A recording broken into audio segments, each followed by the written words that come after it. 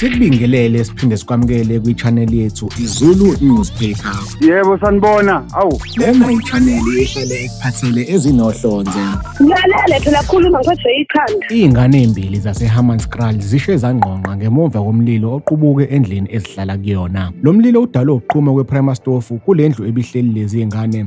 Omakhelwane bathi bezwe umuntu ememeza ephethe ingane enezinyanga ezintathu. Bathi uma bephuma bathole ukuthi kunezingane ezimbili zamantombazane ezivaleleke kulomjondolo obusha ubuhanguhangu. Omakhelwane bathi bazamile ukucisha lo mlilo kodwa ubuvutha ngamandla. Bathi lo mlilo udalwe ukuqhuma kwesitofu sikaparafini. Bathi bazame konke kusemandleni ukucima lo mlilo kodwa kwanhlangazimuka nomoya. Omakhelwane bathi asiqala ukwenzeka isigameko esifana njengalesi. Bathi sebehlale kule ndawo eminyaka ewu6 belinde ugesi kodwa umasipala awubasizi ngalutho. Uyise walezi ingane embili ezishonile uthi uthuswa ukubona amaphoyisa nezicishamlilo kanye nomakhelwane begcwele egcekeni lakhe. Uthe unkosikazi wakhe ukwazi ukusiza ingane eyodwa.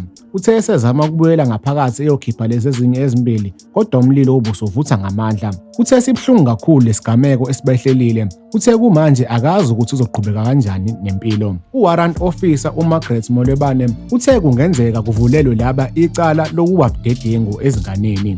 Wembukeli, singathanda ukuzwa kwakho ukuphawula mayelana nalolu daba. Sicela ube ushare comment la ngezansi thina sizobe sesibuyela kuwena noma kanjani. Wembukeli, ake sikugoqe lapha-ke besikuphathele khona namhlanje. Siphinde sikuthembise ukuthi sizolokhu nje seniphakela njalo izindaba ezishisayo lapha kwiZulu Newspaper-ke. Kanti-ke ungakhohlwa ukuthi usubscribe kwi-channel yethu ebese ucindezela u-notification bell ukuze sizokwazisa njalo uma kunomfanekiso ofana njengalo esiwufakile. Ake siyibambeni khona lapho bese sithi nje salute.